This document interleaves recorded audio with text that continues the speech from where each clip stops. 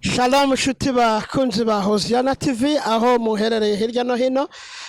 Mbere ya byose tubifurije kugira umwaka mwiza, umwaka w'umugisha, umwaka w'ihirwe, umwaka wo gutera imbere, umwaka wo gukora akazi kanyu neza, buri muntu wese mu nshingano ze kuzihagararamo neza muri uyu mwaka wa double 20. So my name is Eric nkuko bisanzwe kuri mikoro. Uyu mwaka rero akaba ari umwaka twise umwaka wo guhishura ibihishwe nka HOZIANA TV. So nkuko rero maje kugenda mubimenyera hirya no hino, abakunzi bacu mudukurikira muri mu mugabane wa Afrika, Aziya, Uburayi, Amerika ndetse na Canada, mumaje kubimenyera yuko buri muntu wese akeneye mugenzi we kugira ngo ashobore gutera imbere. So ndabakeneye kandi namwe murankeneye kugira ngo dushobore kugera kuri byinshi muri uyu mwaka wa double 20 cyangwa se wa 2020. Ndizera rero ko iminsi mikuru yagenze neza. Natwe twari tumaze iminsi turimo dukurikirana byinshi mu byagiye biba hirya no hino. Ubu rero tukaba tugarutse dufite iyerekwa rishya ryo guhishura ibihishwe, aho muzagenda mumenya impano zihishe mu bantu ndetse n'ibintu byinshi bigiye bihishe mu bintu bimwe na bimwe no mu bikorwa bigiye bitandukanye mu gisata kiyoboka mana.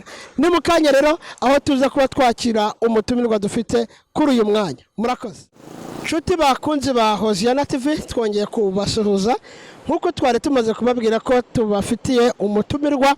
Uyu mwaka ni umwaka wo guhishura ibihishwe nkuko twakomeje kugenda tubibabwira. Hano rero turi kumwe n'umutumirwa n'ubundi twagiye dukomeza gukorana ibiganiro bitandukanye, akomeza kugira ibintu bimwe na bimwe, akomeza kwizeza abakunzi ba HOZIANA. Ariyo mpamvu uyu munsi twashatse gutangira umwaka tumubahamagarira kugira ngo tugire ibintu bimwe na bimwe tumubaza mu byo yaremeye gukora, kugira ngo twumve ko hari aho yaba abigejeje. Muri aho? Amahoro cyane, turahari. Ukomere cyane. Ute none mutama? Bana jendi tope kweli. Namahoro. Kabisa. So bonane yagenze gute na Christmas? Turashimana kabisa, ibintu byose mbona Imana ibikora. Amahoro menshi kweli. Good. So numva hanze aha ngaha inkuru zabaye inkuru ngo yarambabariye. Koko nibyo yarakubabariye? Yarabirangije byose kweli. Nk'iyo uvuze ngo Imana yarakubabariye ubushatse kuvuga iki? Hanini novuga ko mbashatse kwinjira muco Yesu yakoze ku musaraba, kuko ku musaraba igorogota niho yavuze byose ngo birarangiye. Hanini nagombye gutanga message kugira ngo abantu bamenye neza ico Yesu yakoze ku musaraba igorogota, ko ibitunaniza, ibimeze nk'imiruho, ibigaragara ko bidashoboka, ariko ko Yesu abishoboye kuvana kera ku musaraba igorogota, kuba ko ibintu byose yarabirangije. Hanyuma Calixte, wenda icyo turaza kukigarukaho muri iyi minsi. Dadu Calixte, wenda ku batari baheruka kumukurikira, ni Dadu Calixte ariwe turi kumwe hano. Dadu Calixte ahugiye mu biki muri iyi minsi? Uno mwaka? Uyu mwaka ni biki uri gupuraninga gukora bituma uri busy muri iyi minsi?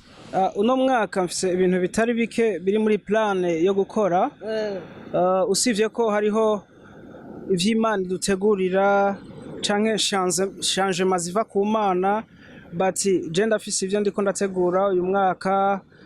Nshaka gukora album yose y'indirimbo iri mu rukurikirane rwa Yarambabariye, audio na video, hama n'ibiteramo bitandukanye hano muri Cape Town. Ariko sinshobora kuvuga igihe, kuko iyo umukristo avuze ikintu ni vyiza ko agishitsa. Nta gihe ndiko ndamenyesha abadukurikira, ariko nuko uri no mwaka umwanya n'umwanya nzobamenyesha ko nzobahamagara kugira ngo tube mu bwiza bw'Imana bwo gushira hejuru izina ry'Imana. Mu majambo make rero ndiko ndategura album yose ndayirangiza uyu mwaka, and no gukora ibiteramo hano muri kino gisagara. Utekereza ko album yawe zabigizwe n'indirimbo zingahe? Ni indirimbo 8. Reka wenda tugaruke ku gikorwa kiri kuvugwa cyane hano muri Cape Town. ndetse n'abakunzi bawe hirya no hino, amasitati y'abantu umuntu agenda areba kuri Whats'App asanga hariho yarambabariye. Iyo video ya warambabariye imeze gute? Yakozwe n'uwuhe mu producer? Ninde wakoze audio yayo? Ni bande bagukoreye amashusho yayo ko uyareba ubona ari amashusho meza vraiment ubona ko akoze neza? Turagira ngo wenda tubwire mu ncamake uko bimeze. Yarambabariye kugira ngo ibe hanze kandi kugira ngo uyu mwanya ishobore kuba iriko irafasha imitima y'abantu. Vyatwaye umwanya, vyatwaye n'igihe nico mwanya. And audio nayikoreye i Kigali mu Rwanda, yakozwe n'umu producer yitwa Brice na Boris. Hama video ama image nayakoreye hano mu gisagara ca Cape Town, ku muntu akamera cyane nibaza ko azwi cyane hano mu muji wacu. Ntuza yiwe ni reba image ushaka kuyibona kuri Instagram, ahantu hose hari ama media atandukanye irahari. Nico gituma ubona iriya video isa kuriya kuko yakozwe nawe, kuko n'umuhanga hano hantu musanzwe mubizi. Ni nk'ibyo. Wenda tugarutse kuri icyo, kubera iki wahisemo gukoresha indirimbo yawe mu gihugu cy'u Rwanda? Kubera iki kandi wahisemo ko iyo reba image uvuze ari gukorera amashusho y'indirimbo yawe? Nahisemo kuja mu Rwanda, suko hano Cape Town ama studio yabuze, ariko hari iyo umuntu ari muri y'intuza turiko turakora muri ingabirano yacu, umuntu agira analize y'ibintu, akaraba ahari ubusumbasumbane n'ibindi ivya producer bagenda barakora. Nahisemwe hariya kuko nabonye ko hashobora kuzana umwimbu w'ivy'umutima wanje wifuza. Nico catumye ndabihitamwo kuja hari i Kigali. Nahisemwo uyu muntu yakoze ama image, ari ama image ya video, kuko ari umuhanga, kuko ari umuntu ashoboye. Ni umuntu ashoboye nkuko nabivuze mu mwanya uheze.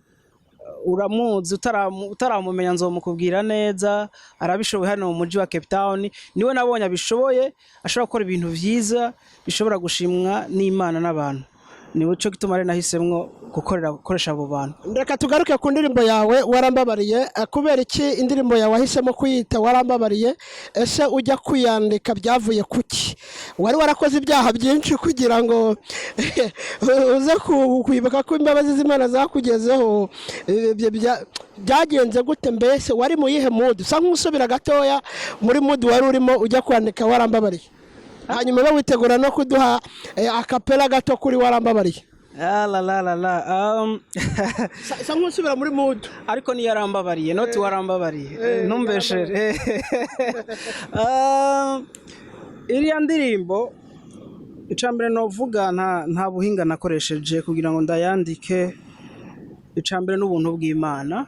Nari nicaye ahantu kuko ndonka indirimbo ndiko ndagendagenda ijya nino, nicaye ahantu mura n'umuntu ndiko ndaraba ivy'Imana yaremye bitangaje muri kino gisagara ca Cape Town. Nicaye ahantu mpura n'umuntu arandamuramutsa, ndamubaza amakuru yawe, kutakiza gusenga bimeze gute? Arambwira muti Calixte ngo hano ndumva mfise ikintu no gusangiza, sinokubesha, uri inshuti yanje kandi sinokubesha nk'umukozi w'Imana. Nari ku kazi ariko nicaye ahantu quelque part. Arambwira muti impamvu ntakiza gusenga nuko nagiye mu vyaha vyinshi, nja mu vyaha vyinshi vy'ubuyobe, sigaye nk'inzoga, sigaye nsambana, rero birantera ubwoba kugenda mu rusengero. Bana ndamubwira muti ico conyene gusa, ti rero Jeffs ubwoba bw'uko Imana itombabarira kabisa, kuko ndavye aho ngeze, urugero ngezeko mu kubabaza Imana, ndabona neza Imana itomparira kabisa. Nca ndatwenga, ndamubwira muti ariko urazi none Yesu ntaduharira ivyaha now ubu, yarabiduhariye kuva kera, kuko icamuzanye ni gukiza jewe na wewe. Bisobanura ko urukundo rwiwe ni infini, ntiruhera, rwamaho. Yaduhariye kuva kera ku musaraba igorogota, amaze kuvuga ngo vyose biraheze, birarangiye. Kuvuga ko ivyatwagiriza ivyatuma dukora ducumura ariko ntituronke uduha imbabazi byari bimaze gukorwaho. Rero nta mpamvu yo tumutaza gusenga. Yesu yarabirangije kuko yemeye kwambara ubusa. Uribaza umuntu kwambara ubusa agakura impuzu zose agasigara agaragara ku musaraba kubera ivyaha vyanje na wewe, bigaragara ko Yesu yarabigize gute? Yarabihanaguye. Twitwa abana b'Imana, yaduciriye inzira, ivyete vyatwagiriza, amadeni yari mu kutuvuna izose, ariko Yesu yarabirisha. Rero mbona ata mpamvu ihari, yarakubabariye kuva kera. Calixte, wenda tugarutse aho ngaho tuze wenda gatoya ku inyuma gatoya, hanyuma noneho uduha akapera ka Yarambabariye, hanyuma wenda tugenda tugana ku musozo. Hari inyigisho ziri gutangwa muri iyi minsi zitwa ubuntu, urumva z'ubuntu, zivuga ngo abantu bakora ibyaha. Ubwo ndabivuga mbihuza n'ijambo uvuze, bivuga ngo Yesu yaramaze kutuharira ibyaha byacu kera, yaratubabariye kera. Kwanga imbabazi already yaziduhaye kera, yaba ibyaha twakoze n'ibyo twakora n'ibyo tuzakora yaramaze kubitubabarira, right? So nukuvuga ngo message yawe muri iyo ndirimbo ishatse kubwira abantu yuko bemerewe gukora ibyaha ko bamaje kubibabarirwa nta kibazo.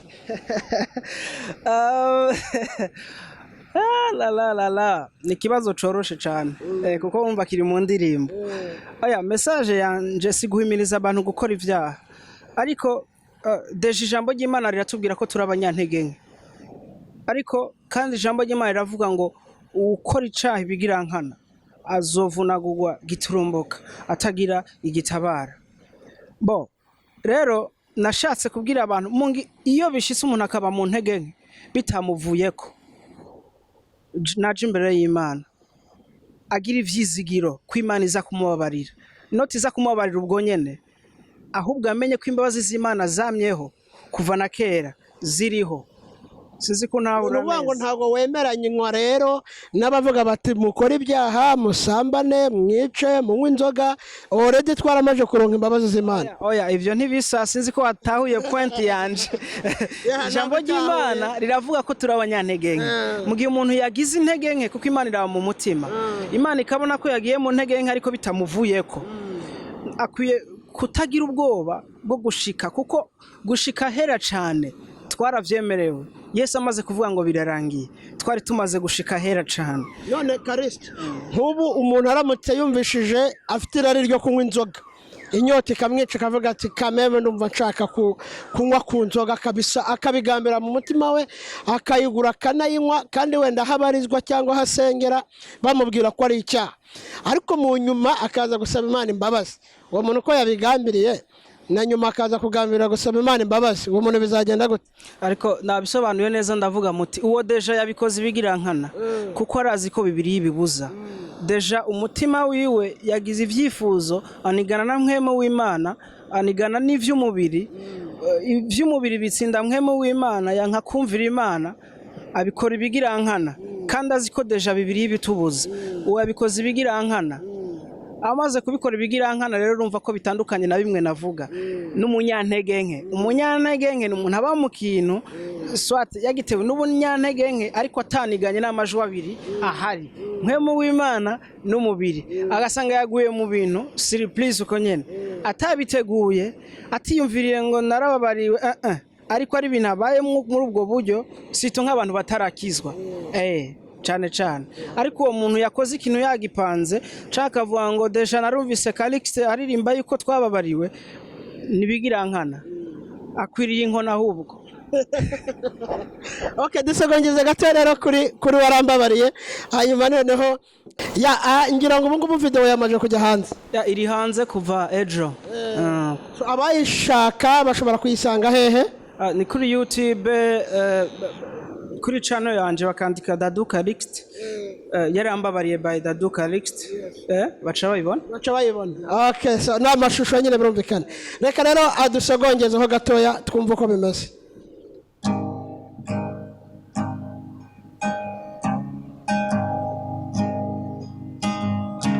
Abishingira intahe,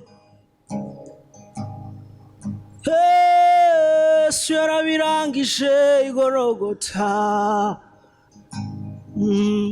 umve yarambabariye yo n'ivyahise byose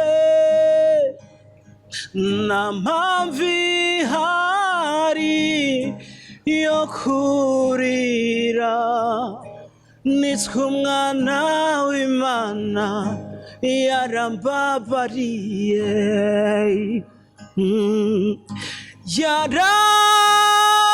yarambabariye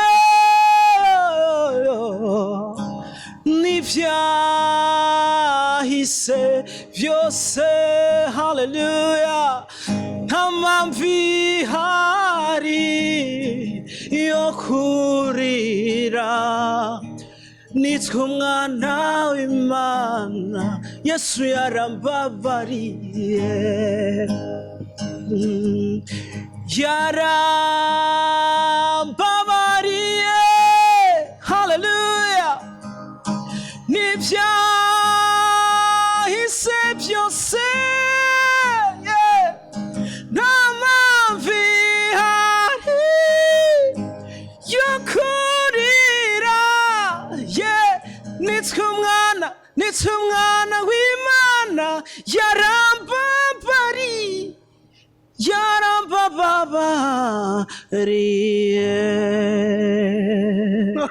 haleluya.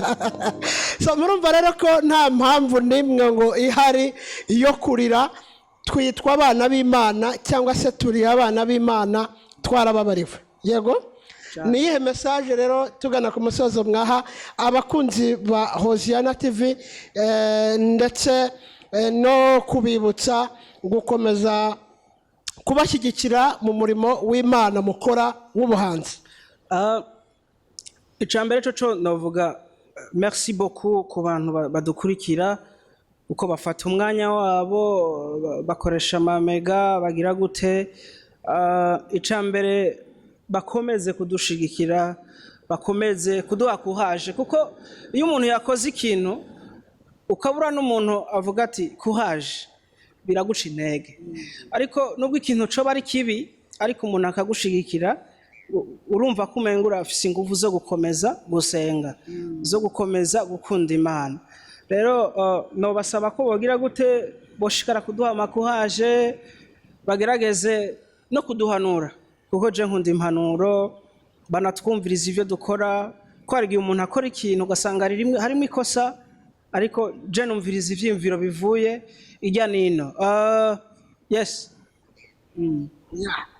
Ndeka rero tubashimire kubwo kwitabira ubutumire bwacu, kandi twibutse abakunzi ba gospel hirya no hino gukomeza gushyigikira abakozi b'Imana nk'aba ngaba. Ngira ngo ni indirimbo yawe ya mbere y'amashusho. Yego.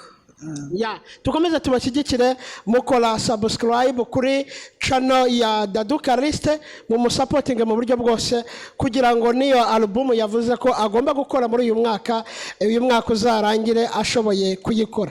Imana ibahe umugisha rero kubwo kwitabira ubutumire bwacu kuri uyu munsi nka HOZIANA TV. Murakoze cyane, turabashimiye. Merci beaucoup. Asante sana.